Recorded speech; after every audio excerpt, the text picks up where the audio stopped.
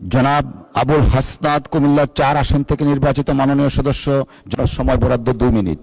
মাননীয় স্পিকার, আজকে আপনার যেই ধরনের অনুভূতি হচ্ছে আমার একই ধরনের অনুভূতি, কারণ নিয়মের বেড়াজালে আপনাকে কখনো কখনো আটকে দেওয়া হয়, আবার আমাকেও কখনো কখনো আটকে দেওয়া হয়। আসলে নিয়ম হচ্ছে অলওয়েজ রোলার্স যারা তাদের অনুসারী হচ্ছে নিয়মটা চলে। নিয়মটা যখন ইন ফেভারে থাকে তখন বলা হয় এটা নিয়ম, আবার যখন বিরুদ্ধে যায় তখন এটাকে বলা হয় কাস্টম। কোনটা সাংবিধানিক কোনটা অসাংবিধানিক এই বেড়াজালে এই সংসদ ঘুরপাক খাচ্ছে। এর মাঝখানে যেহেতু দেবিদ্বার থেকে মানুষ আস্থা রেখে 1,72,000 মানুষ ভোট দিয়ে এই সংসদে পাঠিয়েছে, তাদের পক্ষে 1 মিনিট 18 সেকেন্ড কথা বলছি।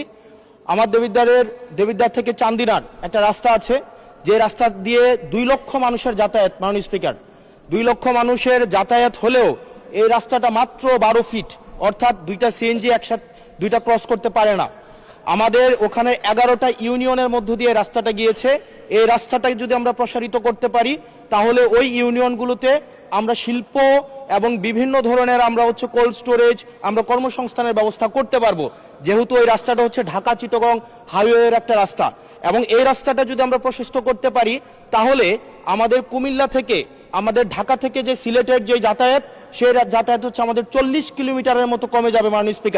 মাননীয় স্পিকার, সার্বিক দিক বিবেচনায় কর্মসংস্থান বৃদ্ধি এবং যোগাযোগ হচ্ছে আমাদের 40 কিলোমিটার কমানোর জন্য আমাদের কুমিল্লা, আমাদের দেবিদ্বার থেকে চান্দিনার যে রাস্তাটা আছে সেটা 12 ফিট আছে, এটাকে প্রশস্ত করে এটাকে হাইওয়ে করার জন্য মাননীয় স্পিকার আপনার মাধ্যমে সংশ্লিষ্ট মন্ত্রণালয়কে অনুরোধ জানাচ্ছি।